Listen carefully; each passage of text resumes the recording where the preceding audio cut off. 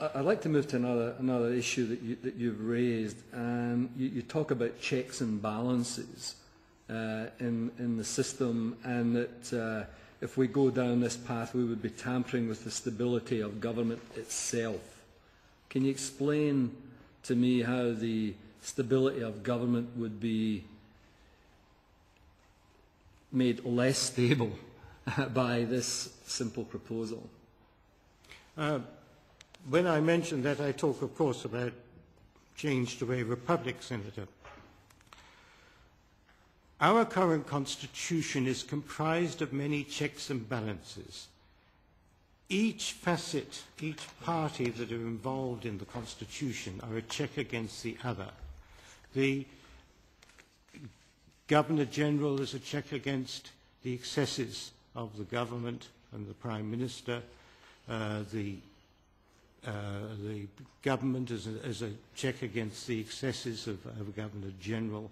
And then you've got the checks and balances between the Queen and the Governor-General. The one thing that Republicans have not been able to duplicate, and they failed in the 1999 proposal, was the process of dismissal of the Prime Minister and of the Governor, of the proposed President.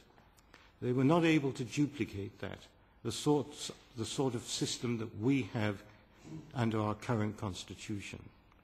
Now, the current checks and balances we have basically ensure that politicians cannot attain supreme power.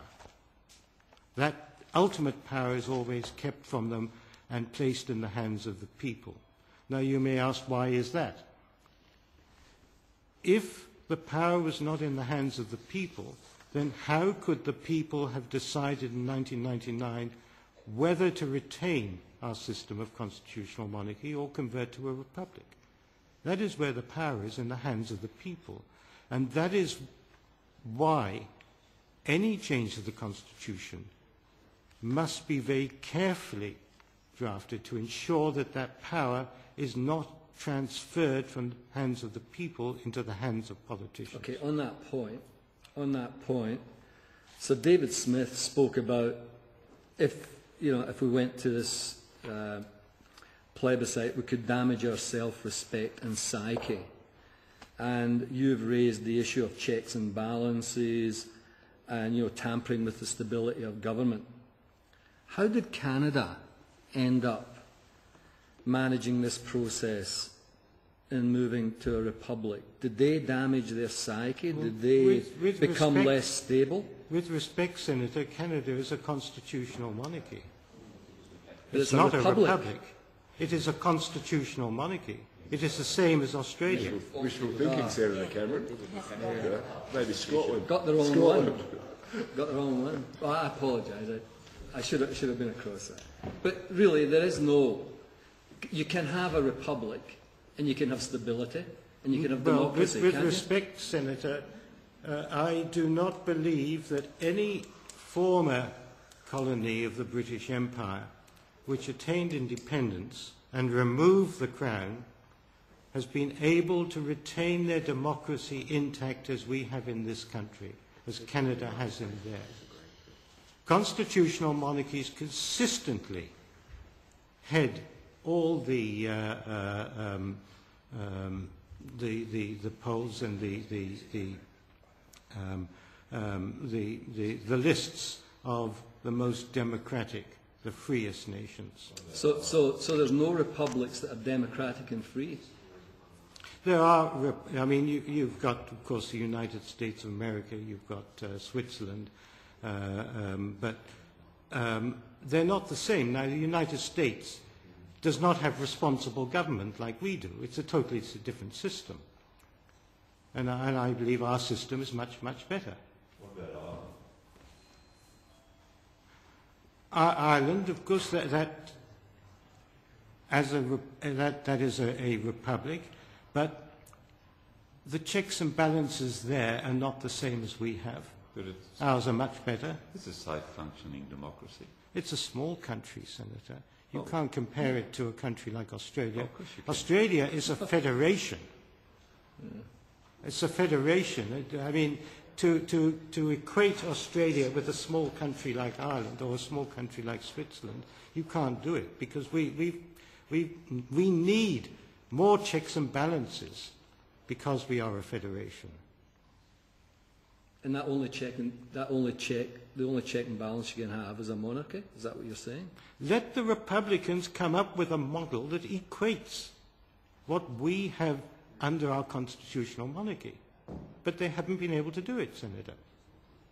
But the way to proceed is not by holding a plebiscite which can endanger the stability of our constitution. Don't you have faith in the Australian public to be able to deal with this issue of moving to a republic and not damage stability, maintain democracy? You don't have faith in the Australian public to deal with that? I have more faith, Senator, than Republicans did in 1999 when they said the Australian people didn't know what they were doing, or the Australian people don't know what they're doing. I'm sure all Republicans the Australian people didn't understand. But, Senator, we've no objection if this Parliament wishes to proceed to constitutional change by holding a referendum. That is the process set under our Constitution. A plebiscite appears nowhere in our Constitution for very good reason. That's good. Republicans don't have faith in their own model, rather than you not having faith in the Australian people. Exactly, Senator. We have every faith in the Australian people, but they must be properly informed. Well then, I'd have to ask the question, why would you then in this debate bring in something that happened in Germany in 1934 and compare what's happening in 2009 in Australia? That to me doesn't help the debate. That is an alarmist position where on one hand you're saying we're not setting the groundwork in relation to having a referendum. On the other hand, you're advocating comparison between something happened in a totally different political climate in 1934 in Germany, in Europe, as opposed to Australia in 2009. No, but with respect, Senator, as I mentioned, I indicated that as an example that a plebiscite is not just a simple exercise. It can have serious consequences. How else then do we gauge the view of the Australian people as to whether or not they want to make that transition to a republic other than through a plebiscite like this, without going to extraordinary lengths of spending a lot of money on something that may or may not be the wish of the people? Well, Senator, if as a representative of the people you don't know, then you shouldn't proceed. Members of Parliament represent the people of this nation, and members of Parliament should know what their electorate wants. I'm sure we all individually do. We may not just share that view. Are there any further questions?